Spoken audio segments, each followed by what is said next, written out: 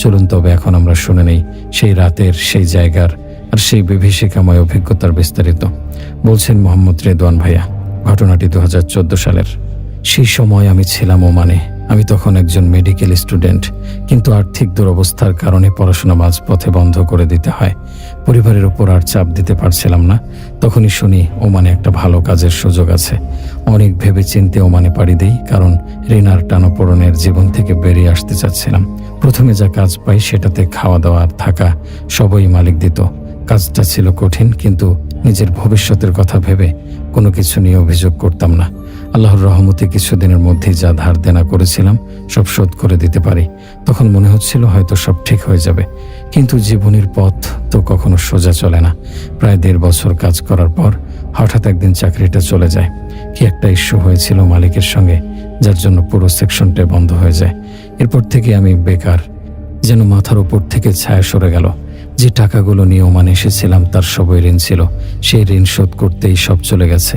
কোনো সেভিংস ছিল না, কিছুই ছিল না। চাকরি চলে যাওয়ার পর বুঝলাম আমি ভীষণ বিপদে পড়ে গেছি। দেশে ফেরার মতো টাকাও ছিল না, আর সাহস তো একদমই ছিল না। পরিবারকে কি বলবো? তারা তো ভাবছে আমি বিদেশে ভালোই আছি।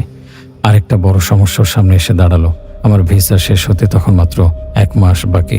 এই সময়ের মধ্যে যদি নতুন চাকরি না পাই, তাহলে আমাকে অবৈধ হিসেবে ধরে ডিপোর্ট করে দেবে। ততদিনে আমি এক বন্ধুর কাছে গিয়ে উঠেছি। রিপন নাম তার।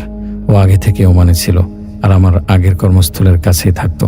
আমার দুরবস্থার কথা শুনে আমাকে নিজের বাসায় নিয়ে যায়। রিপন একজন ভালো মানুষ। ওর নিজের অবস্থাও খুব একটা ভালো ছিল না, কিন্তু তবু আমাকে সাহায্য করতে একটু কার্পণ্য করেনি। যতটা সম্ভব চেষ্টা করতো আমার জন্য কিছু একটা করার। ওর পরিচিতদের সঙ্গে কথা বলতো যদি কোথাও চাকরির সুযোগ থাকে। আর আমি তখন চুপচাপ থাকতাম। প্রায় সারাদিন একটা কোনায় বসে থাকতাম, শুধু ভাবতাম কিভাবে এই দুঃস্বপ্ন থেকে বের হব। দিনের পর দিন কাজ খুঁজে বেরিয়েছি, কিন্তু কোথাও সুযোগ মিলছিল না। এক একটা দিন যেন এক একটা যুদ্ধ। পকেটে টাকা পয়সা নেই, আর মনেও নেই কোনো শান্তি। প্রতিদিন শুধু ভাবতাম সব ঠিক হবে তো? আল্লাহ কি একটা রাস্তা করে দেবেন, নাকি এখানে সব শেষ হয়ে যাবে? সে 1 মাস সময়ের থেকে 1 সপ্তাহ কেটে যায়। আমি আরো বেশি চিন্তিত হয়ে পড়ি। দিন যতই গড়াতে থাকে ততই ভয় আর অনিশ্চয়তা আমাকে গ্রাস করতে থাকে। বুকের ভেতর কেমন একটা অজানা শূন্যতা। কোথাও কাজের খবর নেই, ভিসার মেয়াদ শেষ হয়ে আসছে। মাঝে মাঝে মনে হতো সব শেষ। জীবনের এই দুঃসময়ে শুধুই ভাবতাম আল্লাহ কেন এমন পরীক্ষা নিচ্ছেন। মাথার উপর কোনো আশ্রয় নেই, সামনে কোনো পথ নেই। একদিন সন্ধ্যার দিকে আমি এক ক্যাফেতে বসে কফি খাচ্ছিলাম। ছোট্ট একটা টেবিলে একা বসে চিন্তায় ডুবছিলাম। এমন সময় হঠাৎ দেখি রিপন ঢুকছে ক্যাফেটার ভেতর। ওর মুখটা দেখে মনে হচ্ছিল যেন কোনো ভালো খবর আছে। কাছে এসে বলল, রেদওয়ান, একটা কাজ আছে, তুই কি করবি? ওর কথা শুনে আমার শরীর যেন আবার প্রাণ ফিরে পেল। মনে হচ্ছিল কেউ আমাকে অন্ধকারে টেনে আলোয় নিয়ে এসেছে। মাঝে মাঝে পরিস্থিতি মানুষকে এতটাই দুর্বল করে ফেলে যে ছোট্ট একটা আশার আলোয় পুরো পৃথিবী বদলে দেয়। আমার সেই বন্ধু, যার বাসায় আমি মাথা গোজার ঠাঁই পেয়েছি, সেই আজ আমাকে একটি নতুন সম্ভাবনার দরজা দেখাচ্ছে। এমন বন্ধুই তো সত্যিকারের বন্ধু। এমন মানুষের জন্যই তো দোয়া উঠে আসে হৃদয় থেকে। আমি আনন্দে অভিভূত হয়ে গেলাম। তখনই রিপন হেসে বলল, আরে ভাই, আগে কাজের কথাটা তো শুনবি। আগেই তো অনেক খুশি হয়ে যাচ্ছিস। আমি হেসে ওর 2 হাত চেপে ধরলাম, যেন শেষ আশার দড়িটা ধরে ফেলেছি। বললাম, যে কোনো কাজ করব ভাই, তুই বল কি কাঁচামাল, কোনো সমস্যা নেই। তখন রিপন আমাকে জানালো, বন্ধু, এটা একটা হাসপাতালের কাজ। এবার আমি খুশি এবং অবাক হয়ে গেলাম। রিপন আমাকে একটু থেমে থেমে বলল, কাজটা হাসপাতালের মর্গের। এটা শুনে আমি খুব ভয় পেয়ে গেলাম, কারণ মর্গের নাম শুনলেই বুকের ভেতর কেমন যেন একটা ঠান্ডা স্রোত বয়ে যায়। আমি ওকে সঙ্গে সঙ্গে বললাম, সেখানে তো ডাক্তারদের কাজ, যারা ময়না তদন্ত করে, তাদের প্রয়োজন। আমি তো সেরকম কেউ নই। আমার ভয় আর সন্দেহে ভরা মুখ দেখে রিপন এবার একটু গম্ভীরভাবে বলল, তুই চিন্তা করিস না, তোকে ময়না তদন্ত করতে হবে না। কাজটা অনেক সহজ, শুধু রাতের বেলায় পাহারাদারের মতো একটা দায়িত্ব। রেজিস্টার খাতা দেখে দেখা, কাউকে বাইরে থেকে ঢুকতে দেওয়া যাবে না। ওর কথা শুনে কিছুটা আশ্বস্ত হলেও মনটা তখনও অস্থির ছিল। রিপন বুঝতে পারলো আমি পুরোপুরি ভরসা পাচ্ছি না। ও এবার বিশদভাবে সব বুঝিয়ে বলতে শুরু করলো। জানালো, বেতন খুবই ভালো, মাসে 25,000 টাকা। খাবার থাকার ব্যবস্থাও আছে। হাসপাতালের পাশে একটি ছোট রুম দেয়া হবে থাকার জন্য। এই সুবিধাগুলো শুনে আমার ভেতরের দ্বন্দ্বটা একটু একটু করে দূর হতে লাগলো। রিপন বলল, শুধু সাহসটা থাকতে হবে, তাহলেই পারবে। কাজ কঠিন না, কিন্তু জায়গাটা মর্গ, তাই সবাই ভয় পায়। আমি তখন ভাবতে লাগলাম, আমার অবস্থা তো এমনিতেই খারাপ, চাকরির জন্য হন্যে হয়ে ঘুরছি, এত ভালো বেতনের সুযোগ হয়তো আর আসবে না। শেষমেশ সব চিন্তা ভাবনা মিলিয়ে আমি রাজি হয়ে গেলাম। আমার রাজি হওয়া দেখে রিপনও খুশি হয়ে গেল। সে আমাকে ওই কাজের জায়গার ঠিকানা বলে দিল। তারপর সকাল হলে আমি হাত মুখ ধুয়ে কিছু নাস্তা করে রিপনের দেয়া ঠিকানায় রওনা হলাম। ঠিকানাটি ছিল একটি ছোট্ট হাসপাতালে, শহরের এক প্রান্তে। জায়গাটায় পৌঁছে আমি খানিকটা অবাক হয়ে গেলাম। হাসপাতালটি খুব সুন্দরভাবে তৈরি, আর আশপাশের পরিবেশটা যেন মন ছুঁয়ে যায়। দেয়ালগুলো ছিল মজবুত ও পরিষ্কার, প্রতিটি করিডোর প্রশস্ত, আর বারান্দাগুলো ছিল বড়, যেন রোগীরা হেঁটে একটু স্বস্তি নিতে পারে। হাসপাতালের চারপাশে নানান রকমের ফুল গাছ আর সবুজ গাছে ভরপুর ছিল এলাকা। গাছগুলো এমনভাবে সারি করে লাগানো ছিল, দেখে মনে হচ্ছিল খুব যত্ন করে সাজানো হয়েছে। মাঝখানে একটি ছোট বাগান ছিল, সেখানে 2-3 জন লোক গাছে পানি দিচ্ছিল। সকালের নরম রোদ আর গাছের পাতা ভেজে থাকা পরিবেশটা যেন এক ধরনের প্রশান্তি এনে দিল আমার মনে। আমি আস্তে আস্তে হাসপাতালের ভেতর দিকে হাঁটতে থাকলাম। পৌঁছালাম রিসেপশনের কাউন্টারে। সেখানে একজন ভদ্র মহিলা নার্স খুব হাসি মুখে আমাকে স্বাগত জানালেন। তিনি আমার নাম ও আগমনের উদ্দেশ্য জানতে চাইলেন। সব জানার পর তিনি আমাকে একজন সিনিয়র ডাক্তারের কাছে পাঠালেন। ডাক্তারের নাম ছিল মোহাম্মদ আল বাকের। আমি তার কেবিনে গিয়ে দেখলাম তিনি তখন সেখানে নেই। নির্ধারিত চেয়ারে বসে আমি তার জন্য অপেক্ষা করতে লাগলাম। চারপাশটা নীরব, শুধু দূর থেকে মাঝে মাঝে রোগীদের কথা শোনা যাচ্ছিল। কিছুক্ষণ পর ডাক্তার বাকের কেবিনে এলেন। তিনি খুব আন্তরিকভাবে আমাকে অভ্যর্থনা জানালেন। হাত মিলিয়ে হাসি মুখে জিজ্ঞেস করলেন, তুমি নতুন? এরপর আমাকে বসতে বললেন। তার ব্যবহার ছিল খুব ভদ্র ও আন্তরিক। তিনি ধীরে ধীরে আমাকে পুরো কাজটা সুন্দরভাবে বুঝিয়ে দিলেন, কি করতে হবে, কোন সময় ডিউটি, কোথায় থাকতে হবে, সবকিছু। ডাক্তার বাকের আমাকে প্রথমে আশ্বস্ত করে বলেছিলেন, দেখো, তোমাকে কোনো লাশ কাটাছেঁড়া করতে হবে না। ময়না তদন্ত করার দায়িত্ব আমাদের, অভিজ্ঞ ডাক্তারদের। তোমার কাজ হবে আমাদের সহায়তা করা, রেকর্ড রাখা, সরঞ্জাম এগিয়ে দেয়া, আর যা দরকার তা এনে দেয়া। তবে মাঝে মাঝে তোমাকে নতুন ডাক্তার বা কম অভিজ্ঞদের সম্পূর্ণ কিছুতে সাহায্য করতে হবে। আবার প্রয়োজন পড়ে গেলে লাশও কাটতে হতে পারে। কাজটা বেশিও কঠিন নয়, তবে জায়গাটা একটু স্নায়ু উপর চাপ ফেলতে পারে। তার এই কথাগুলো আমার ভেতরের কিছুটা ভয় দূর করলেও মনটা তখন একটু অস্থির ছিল। কথোপকথনের পর ডাক্তার বাকের উঠে দাঁড়ালেন, বলেন, চলো তোমাকে জায়গাটা ঘুরিয়ে দেখাই। আমি সঙ্গে সঙ্গে উঠে ওনার পেছনে হাঁটতে শুরু করলাম। আমরা কেবিন থেকে বেরিয়ে লম্বা একটি করিডোর ধরে হাঁটতে লাগলাম। করিডোরটা ছিল শান্ত, পরিষ্কার আর ঠান্ডা। মাঝে মাঝে 2-1 নার্স বা ওয়ার্ড বয় হেঁটে যাচ্ছিল। হাঁটতে হাঁটতে বেশ কিছুটা পথ পার করে তিনি আমাকে একটা ডান দিকে মোড় দেখিয়ে বললেন, এই দিকে। আমি তার পেছন পেছন হাঁটতে থাকলাম।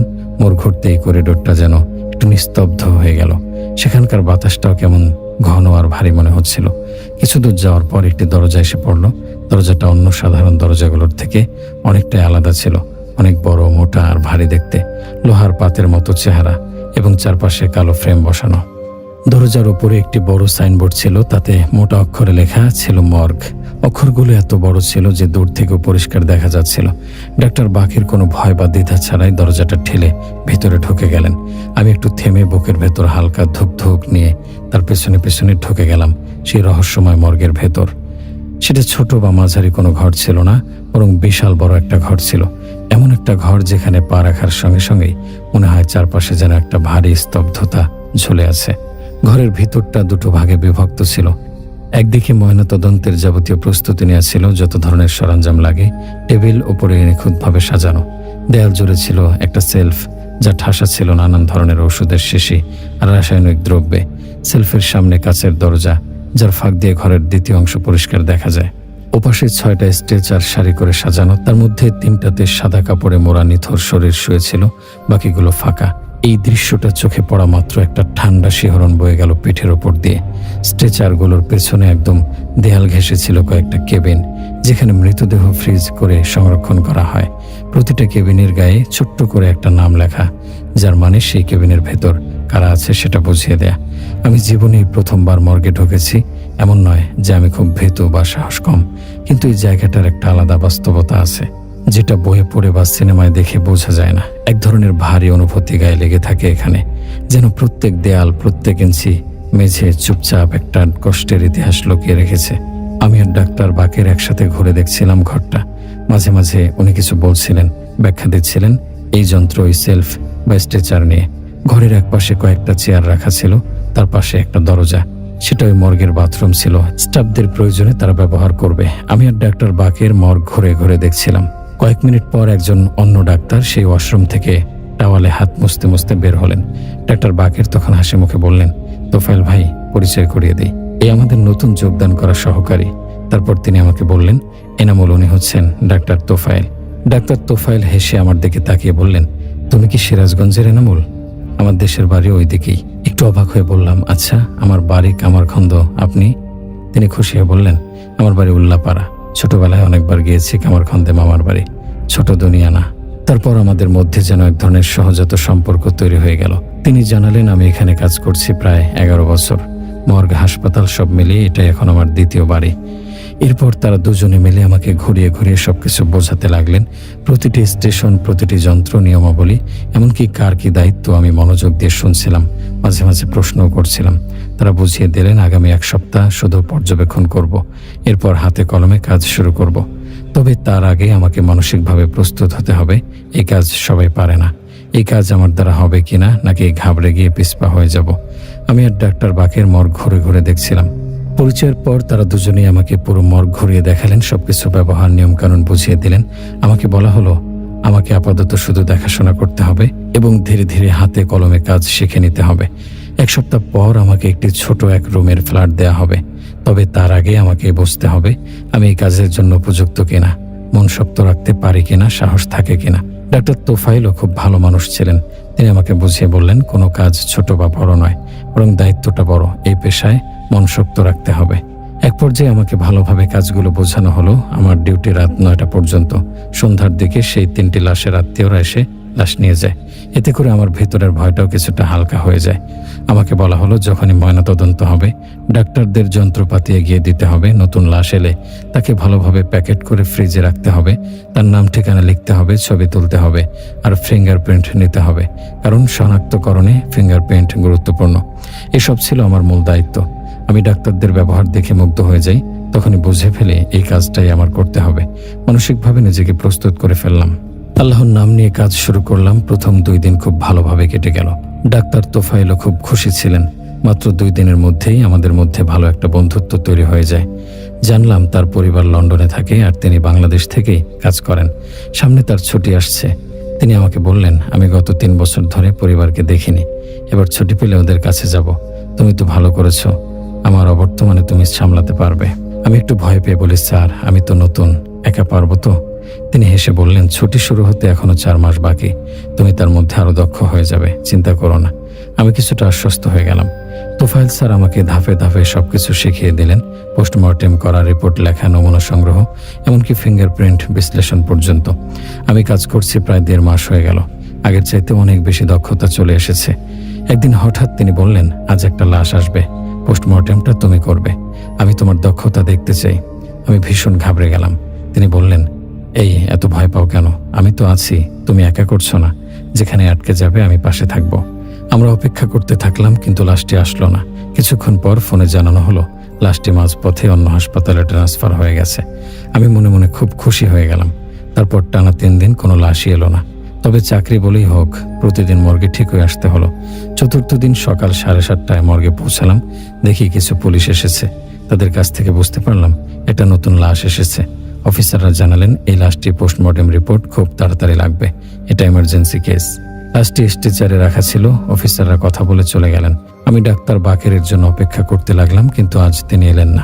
সাধারণত 9টার মধ্যে এসে পড়েন। সময় গড়িয়ে যাচ্ছিল, মনে মনে চিন্তা বাড়ছিল। ভয়ে ভয়ে স্ট্রেচারের দিকে এগিয়ে গেলাম। ধীরে ধীরে কাঁপতে কাঁপতে মুখের কাপড়টা সরালাম। এক লাফে পিছিয়ে গেলাম। লাশটা খুব অল্প বয়সী একটা মেয়ের, 20 বা 21 বছর হবে। চোখ দুটো খোলা, মুখটা হা হয়ে আছে। গায়ে একটা অদ্ভুত ঠান্ডা কাঁপুনি জড়িয়েছিল। ঠিক তখনই পেছন থেকে কেউ আমার নাম ধরে ডাক দিল। আমি ভয়ে চিৎকার দিয়ে পেছনে ফিরলাম। দেখি একজন লোক ডাক্তার বাকেরের পক্ষ থেকে এসেছে। আমাকে ডাক্তার স্যারের কেবিনে যেতে বলছে। আমি লাশের মুখ ঢেকে লোকটার সঙ্গে রওনা দিলাম।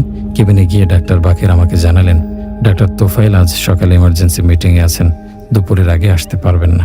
তার অনুপস্থিতিতে তার দায়িত্বগুলো আজ তোমাকেই সামলাতে হবে। এই কথা শুনে ভেতরে ভেতরে ভয়টা আরো বাড়লো, কিন্তু দায়িত্ব তো দায়িত্বই। ডাক্তার স্যারের কথায় মাথা নেড়ে আবার মর্গের দিকে রওনা দিলাম।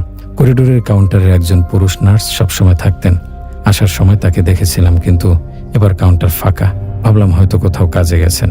মর্গের কাছে পৌঁছে মনে পড়ল আজ আমাকে তোফায়েল স্যারের দায়িত্ব পালন করতে হবে। আর লাশটি পোস্টমর্টেম রিপোর্ট আজকেই দিতে হবে এমার্জেন্সিতে। এবার মানে আমাকেই করতে হবে পোস্টমর্টেম। ভয় পেয়ে গেলাম, কিন্তু নিজেকে বারবার বোঝালাম কাজটা করতেই হবে। সেই একা আমি আর মর্গের নিঃশব্দ গুমট পরিবেশ।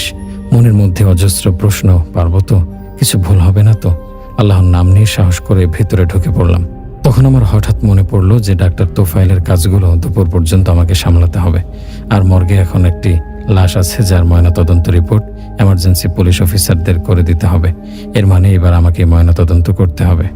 আমি প্রচণ্ড ঘাবড়ে গেলাম, কি করব বুঝতে পারছিলাম না। আর সেদিন মর্গে শুধু আমি একাই ছিলাম। তবে যাই হোক, কাজ তো করতে হবে। এমার্জেন্সি কেসে একটু সময় নষ্ট করা যায় না।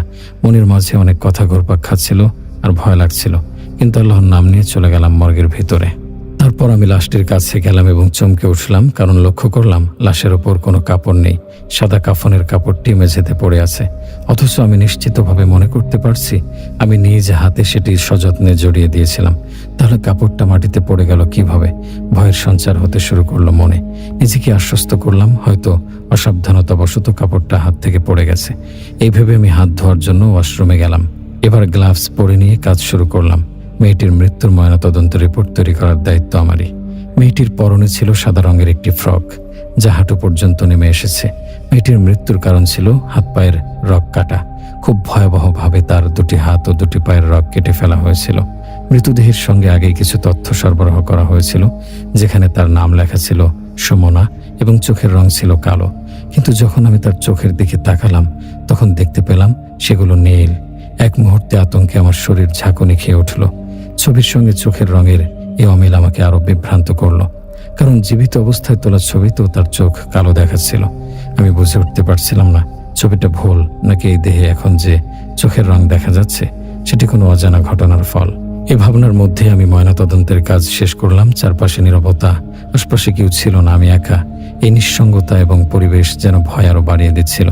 ডাক্তার তোফায়েল সবসময় আমার সহায় ছিলেন, কিন্তু আজ তিনি অনুপস্থিত। সমস্ত কিছু শেষ করে আমি মেয়েটির ছবি তুলতে শুরু করলাম। হঠাৎ মনে পড়ল মেয়েটির মুখে একটি কাগজ দেখেছিলাম, যা তখনও বের করিনি। সঙ্গে সঙ্গে চিমটি দিয়ে সেটি বের করার চেষ্টা করলাম। কাগজটি সহজে বের হচ্ছিল না। অবশেষে যখন সেটি বের করতে পারলাম, খুলে দেখি সেখানে কিছু লেখা আছে, কিন্তু লেখাটি আমাদের বাংলা ভাষায় নয়। দেখে মনে হলো কোনো ভিন্ন ধর্মী এবং কালো জাদুর কাজে ব্যবহৃত অক্ষরে লেখা। আমি সেটিকে প্রমাণ হিসেবে সামনে রেখে দিলাম। এরপর আবার সবকিছু পরীক্ষা করে নিশ্চিত হলাম যেন কিছু বাদ না পড়ে। সব কাজ সম্পন্ন হওয়ার পর এখন শুধু মেয়েটির ফিঙ্গারপ্রিন্ট নেওয়া বাকি। স্ক্যানের জন্য আমি নিজেই তার হাত স্ক্যানার মেশিনে দিলাম। সঙ্গে সঙ্গে বিদ্যুৎ চলে গেল। রুম মুহূর্তের জন্য অন্ধকারে ঢেকে গেল। তবে ব্যাকআপ লাইট জ্বলে উঠল তৎক্ষণাৎ। লাইট আসতে আমার গলা শুকিয়ে গেল। মেয়েটির লাশ কাত হয়ে শুয়ে আছে, অথচ আমি তাকে সোজা করে শুয়ে রেখেছিলাম। লাশের এক হাত স্ট্রেচার থেকে বাইরে বেরিয়েছিল। এই দৃশ্য দেখে আমি কয়েক পা পিছিয়ে গেলাম। মনে হচ্ছিল পরিবেশ স্তব্ধ হয়ে গেছে, গা শিউরে উঠছিল, যেন মেয়েটি উঠে বসবেই বুঝি। ভয় পেয়ে আমি আয়াতুল কুরসি পড়তে শুরু করলাম এবং ঘর ছেড়ে বেরিয়ে যেতে থাকলাম। কিন্তু হঠাৎ ভাবলাম, আমি কি করছি? এত কষ্ট করে অর্জিত একটি সম্মানজনক চাকরি কি এমনভাবে ছেড়ে দেওয়া উচিত? নিজেকে সান্ত্বনা দিয়ে আবার কাজে ফিরে এলাম। সাহস সঞ্চয় করে মেয়েটির হাত স্ট্রেচারে তুলে দিয়ে ফিঙ্গারপ্রিন্ট স্ক্যান করে তথ্য সেভ করলাম। এরপর লাশটি প্যাক করে ফ্রিজারে রেখে দিলাম। প্রয়োজনে ডাক্তার তোফায়েল এসে দেখে নেবেন। তবে এখনো রিপোর্ট প্রস্তুত করিনি। মনে হচ্ছিল যদি কোথাও ভুল হয়। ভাবলাম ডাক্তার তোফায়েল এসে পৌঁছালে তার সঙ্গে আলোচনা করে রিপোর্ট তৈরি করব। এমন সময় ফ্রিজারের দিকে চোখ পড়তেই দেখলাম মেয়েটির কেবিন খোলা। অবাক হয়ে ভাবলাম হয়তো ভালো করে বন্ধ করিনি। দ্রুত উঠে কেবিন বন্ধ করতে গিয়ে টেবিল থেকে জিপার খুললাম। চোখ কপালে উঠল। মেয়েটি আবার কাত হয়ে শুয়ে আছে। এবার আতঙ্কে পিছিয়ে গিয়ে স্ট্রেচারে ধাক্কা খেয়ে পড়ে গেলাম। পড়ে গিয়ে যা দেখলাম তাতে শরীর শিহরিত হয়ে উঠল। কেবিন নিজে থেকে আরো বেশি খুলে গেছে এবং লাশে কিছু অস্বাভাবিক প্রতিক্রিয়া দেখা যাচ্ছে। ঘরের নিস্তব্ধতা যেন ভয়কে বহুগুণে বাড়িয়ে দিচ্ছে। মনে হলো কেউ আমার কানের পাশে নিঃশ্বাস ফেলছে। চোখ বুজে জোরে জোরে আল্লাহর নাম নিতে লাগলাম। মনে হচ্ছিল সব কেবিন খুলে গেছে এবং মেয়েটির লাশ আমার দিকে এগিয়ে আসছে। ভয়ে চোখ খুলে দেখি সব স্বাভাবিক। লাশ নড়ছে না, কেবিন বন্ধ। শরীর গটিয়ে বসে পড়লাম। ঠিক তখনই একজন পুলিশ অফিসার ও হাসপাতালের একজন স্টাফ সেখানে এলো। যেন প্রাণ ফিরে পেলাম। উঠে দাঁড়ালাম। স্টাফ নতুন একটি লাশ এনেছিল স্ট্রেচারে। পুলিশ অফিসার সুমনার রিপোর্ট সম্পর্কে জানতে চাইলেন। আমি দুঃখ প্রকাশ করে জানালাম সিনিয়র ডাক্তার জরুরি মিটিংয়ে আছেন, দুপুরের দিকে ফিরবেন, তাই সন্ধ্যার আগে রিপোর্ট দেওয়া সম্ভব নয়। তিনি জানালেন মেয়েটি একজন বিদেশি ওমান থেকে ঘুরতে এসে মারা যায়। তার দেহ পাওয়া যায় এক ভয়ঙ্কর এলাকায়, যেখানে কামরূপ কামাখ্যার কার্যক্রম চলে। মৃত্যু সময় জানা জরুরি, তাই রিপোর্ট খুব জরুরি। আমি তাকে আশ্বস্ত করলাম রিপোর্ট সন্ধ্যার আগে পাওয়া যাবে। তিনি বললেন সন্ধ্যায় এসে রিপোর্ট নেবেন এবং চলে গেলেন। কামরূপ কামাখ্যার কথা কম বেশি সবাই জানে, সেখানে সবসময় অশুভ শক্তির প্রভাব থাকে। বুঝতে পারলাম মেয়েটির মৃত্যু স্বাভাবিক নয়। মন অস্থির হয়ে উঠল। সময় তখন দুপুর 12টা। আরেকটি লাশ এসেছে, এক বৃদ্ধের। তার ময়নাতদন্ত করতে হবে। আল্লাহর নাম নিয়ে তার কাজ শেষ করে দ্রুত মর্গের অন্য অংশে চলে এলাম। কম্পিউটারে কামরূপ কামাখ্যার এলাকাটি নিয়ে রিসার্চ শুরু করলাম। মনে হচ্ছিল কেউ একজন আমাকে দেখছে। সঙ্গে সঙ্গে মর্গের ময়নাতদন্ত কক্ষে চোখ গেল। সেখানে তাকাতেই যেন হৃদস্পন্দন থেমে গেল। আমি দেখলাম ফ্রিজারের সামনে হাঁটুতে মাথা রেখে কেউ একজন কাঁদছে। একজন মহিলা, তার কান্না অদ্ভুত, আতঙ্ক জাগানো। আমি তাকাতে তিনি হঠাৎ কান্না থামিয়ে আমার দিকে এগোতে শুরু করলেন। তার মুখ খোলা, আর দৌড়ের সাথে সাথে মুখটা ভয়ঙ্করভাবে বড় হতে লাগলো। যতটুকু মনে আছে তার মুখ কমপক্ষে 6 মিটার লম্বা হয়ে গেল। এত বড় যেন এক নিমিষে আমাকে গিলে ফেলতে পারে। সহ্য করতে না পেরে আল্লাহ বলে চিৎকার দিয়ে অজ্ঞান হয়ে পড়লাম। জ্ঞান ফিরে দেখি আমার সামনে ডাক্তার তোফায়েল এবং ডাক্তার বাকের দাঁড়িয়ে। তারা উদ্বিগ্নভাবে জানতে চাইলেন কি হয়েছে। আমি সব খুলে বললাম। শুনে ডাক্তার বাকের বললেন আমি নাকি কাজের চাপে এবং মানসিক ভয়ে এমন বিভ্রম দেখেছি। এই বলে তিনি সান্ত্বনা দিয়ে চলে গেলেন। তবে ডাক্তার তোফায়েল আমাকে থামালেন না, বরং আরও গভীরভাবে সব জানতে চাইলেন। আমি আবারও বিস্তারিতভাবে বললাম এবং সেই কাগজটা নিয়ে এলাম যা ওই মেয়ের মুখ থেকে পেয়েছিলাম। কাগজটি দেখে তিনি হঠাৎ মাথায় হাত দিয়ে বসে পড়লেন। চোখে স্পষ্ট আতঙ্ক। জিজ্ঞেস করলেন তুমি এটা খুলে দেখেছো? আমি বললাম হ্যাঁ। তিনি তৎক্ষণাৎ আমার হাত ধরে আমাকে নিয়ে গাড়িতে উঠলেন। নিজে ড্রাইভ করে এক অজানা বাড়িতে নিয়ে গেলেন। সেখানে একজন বুজুর্গ ব্যক্তির সাথে দেখা করালেন। আমি কিছুই বুঝতে পারছিলাম না। বুজুর্গের মুখ দেখে মনে হলো তিনি একজন শান্ত, গম্ভীর ও জ্ঞানী মানুষ। তিনি আমাকে সামনে বসিয়ে বললেন চোখ বন্ধ করো। চোখ বন্ধ করতেই দেখতে পেলাম দূরে একটা আবছা আলো। তার মাঝে সে মেয়েটি দাঁড়িয়ে কাঁদছে। আমাকে দেখে হঠাৎ বিকৃতভাবে হাসতে শুরু করলো। আমি ভয়ে কাঁপতে থাকলাম। বুজুর্গ বললেন কালেমা পড়ো। আমি পড়তে শুরু করলাম। পড়তে পড়তে হঠাৎ দেখতে পেলাম মেয়েটা ধীরে ধীরে মিলিয়ে যাচ্ছে। তবে তার চোখ দুটো স্পষ্ট মনে আছে, সম্পূর্ণ নীল। চোখের মণি থেকে সাদা অংশ সব নীল। এই দৃশ্য দেখেই হঠাৎ চোখ খুলে যায়। চোখ খুলতেই দেখি শরীর জোরে ব্যথা, গলা শুকিয়ে গেছে। বুজুর্গ মাটির পাত্রে পানি এনে দিলেন। আমি সবটুকু পান করে ফেললাম। এরপর তিনি আমার মাথা ও গায়ে হাত রাখলেন এবং সাথে সাথে ব্যথা দূর হয়ে গেল। আমি ভেবাচেকা খেয়ে দুজনকে জিজ্ঞাসা করলাম আমার সাথে কি হচ্ছে। তখন বুজুর্গ ব্যাখ্যা করলেন তুমি এক ভয়ঙ্কর জিনের পাল্লায় পড়েছিলে। যার লাশের পোস্টমর্টেম করেছ তার শরীরে এক শক্তিশালী দুষ্ট জিন বন্দী ছিল। মুখ থেকে কাগজটা সরাতেই সে মুক্ত হয়ে তোমার উপর প্রভাব ফেলতে চায়। ভাগ্য ভালো যে ডাক্তার তোফায়েল সময় মতো তোমাকে নিয়ে এসেছে। আমি সেই জিন যেন তোমার উপর নিয়ন্ত্রণ করতে না পারে সে ব্যবস্থা করে দিয়েছি। যে মেয়েটি ছিল সে একজন ইহুদি। ডাক্তার তোফায়েল এর আগে এমন কিছু লাশ নিয়ে এসেছে, আমি তার সঙ্গে পরিচিত। আমি তোফায়েলের দিকে তাকালাম। তিনি কাঁধে হাত রেখে সাহস দিলেন। তারপর বুজুর্গ আমাকে কিছু আমল শিখিয়ে দিলেন। একটি মাটির তেলাও দিলেন। বললেন প্রতি রাতে এশার নামাজের পর এই বেলাতে পানি নিয়ে পড়ে খেয়ে নিও। আমরা বুজুর্গকে বিদায় জানিয়ে চলে এলাম। তোফায়েল আমাকে বারবার সাহস ও সান্ত্বনা দিচ্ছিলেন। আমি তার প্রতি কৃতজ্ঞ। তিনি বিপদের আগেই আমার রক্ষার ব্যবস্থা করেছেন। পরবর্তীতে জানতে পারি মেয়েটি একজন ফরেনার ছিল। পুলিশের কাছ থেকে নিশ্চিত হওয়ার পর জানতে পারি সে সত্যিই ইহুদি ছিল। ওই দিন সন্ধ্যায় লাশ পরিবারের কাছে হস্তান্তর করা হয়। আমি বুজুর্গের নির্দেশ অনুযায়ী নিয়মিত আমল করতে থাকি। প্রথম দিকে রাতে মনে হতো কেউ আমার পাশে আছে। প্রচণ্ড ভয় লাগতো, কিন্তু 15 দিনের মধ্যেই সব স্বাভাবিক হয়ে গেল। আমি আল্লাহর অসীম কৃতজ্ঞতা প্রকাশ করি, কারণ তিনি আমাকে আগত ভয়াবহ বিপদ থেকে রক্ষা করেছেন। না হলে কিছু ভয়ানক ঘটে যেতে পারত। ডাক্তার তোফায়েলের সঙ্গে 3 বছর কাজ করেছি। তারপর বাবার মৃত্যুতে গ্রামের বাড়ি চলে আসি। পরিবারের সদস্য বলতে মা ও ছোট বোন। পরে আবার ঢাকায় ফিরে এসে পূর্বের কাজেই যোগ দেই এবং এখনও ডাক্তার তোফায়েলের অধীনে কাজ করছি। প্রিয় শ্রোতা বন্ধুরা, এই ছিল আজকের প্রথম ঘটনা। কেমন লাগলো অবশ্যই জানাবেন কমেন্ট করে। মহান আল্লাহ তাআলার অশেষ রহমতে আমাদের ভাইয়া সেই ভয়াবহ বিপদ থেকে রক্ষা পেয়েছেন। আল্লাহ আমাদের কখন কিভাবে সাহায্য করেন তা আমাদের জ্ঞানের বাইরে।